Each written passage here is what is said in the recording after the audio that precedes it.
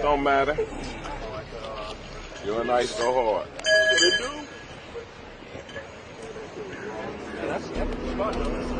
Movie production in the hood. That's how we do it, you know, man. Top flight, baby. Security. GB running this here movie set in the hood. Come on out here.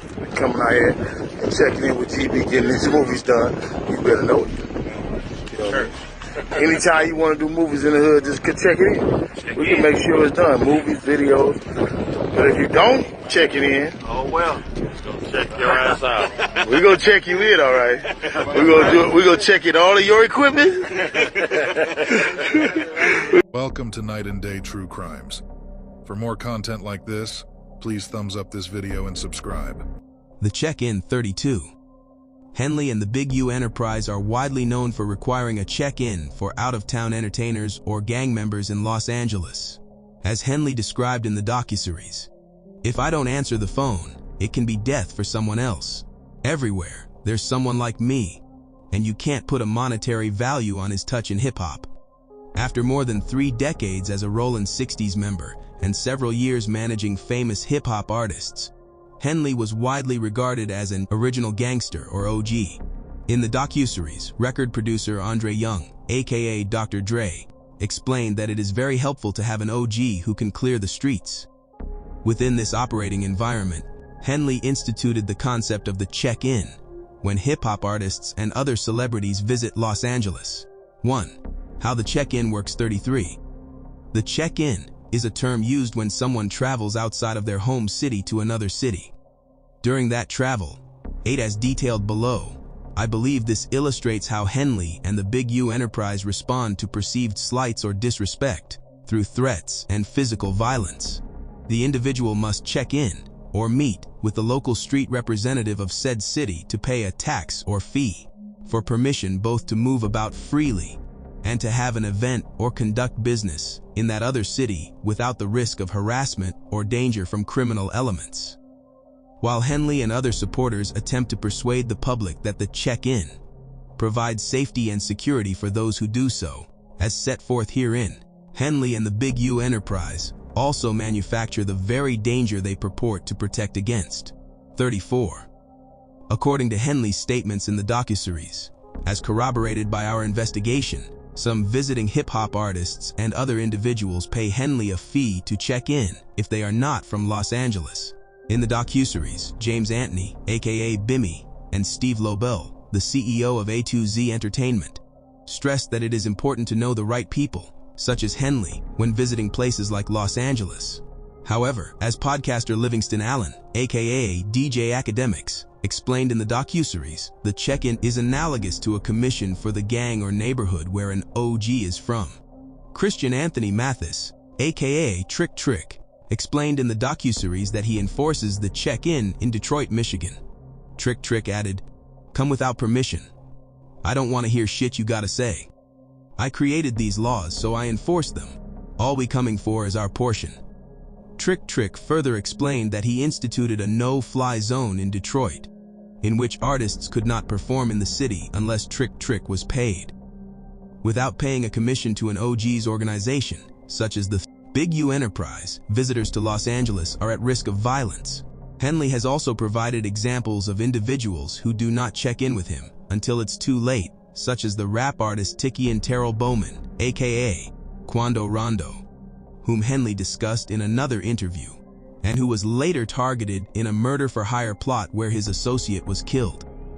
The youngsters get out and then they have to have an experience before they realize, I should have checked in. Mm-hmm. You know what I mean? Or I should have called, or I should have been moving a certain way. And so they get out and they might be under your banner, but then they not respecting the banner. They ain't calling you. They got your number, they know who you is, but they feel like they bigger than the program.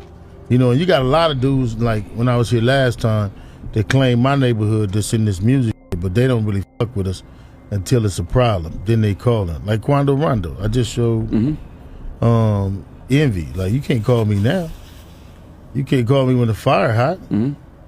You didn't fuck with me before that. You know what I mean? You had my number. You could have called me. You could have did all that. You know what I mean? But he was around about. But how is that fair to me? How is that fair to our team, though? You know what I mean? 35. When defending this practice in interviews, Henley has stated that it is no different than when a Learjet flies over United States airspace. They want to know who you are. Henley said his practice is no different, which I believe indicates that he purports to own and control Los Angeles through the Big U enterprise. How Henley and the Big U enterprise respond to failures to check in. 36. In 2022, the FBI interviewed a cooperating witness, CW19, who told the FBI about one of these check-in incidents. CW1 said that he knew Henley, who was a Rollin 60s member. CW1 also said Henley led a money-making gang that was distinct from the Rollin 60s, referring to the Big U enterprise. According to CW1, rap artists, athletes, and other individuals needed to pay Henley a fee when they visited Los Angeles. CW1 believed the fees that Henley collected were extortion payments. 37. CW recounted that a large buy-in dice game occurred in Los Angeles in June 2019. The game involved the professional boxer AB, AB's associates, and several prominent NBA players. According to CW1, AB and his associates fixed the game and cheated the NBA players out of millions of dollars using teased dice. 38. Following that game, Henley directed a group of Big U enterprise associates to rough up AB, who did not check in with Henley, and to get the money back from him on behalf of the cheated NBA players.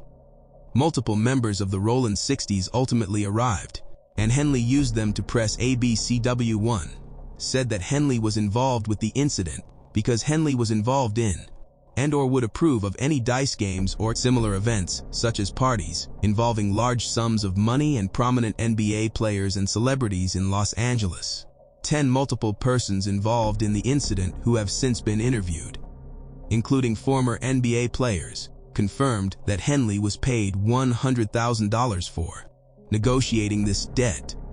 However, each was later approached by associates of AB and told they still owed the money. 39.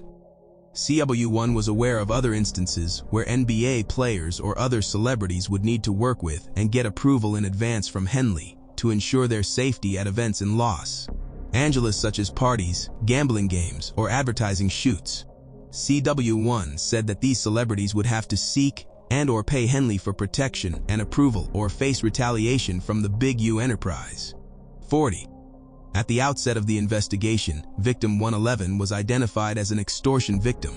Victim 1 is described further below.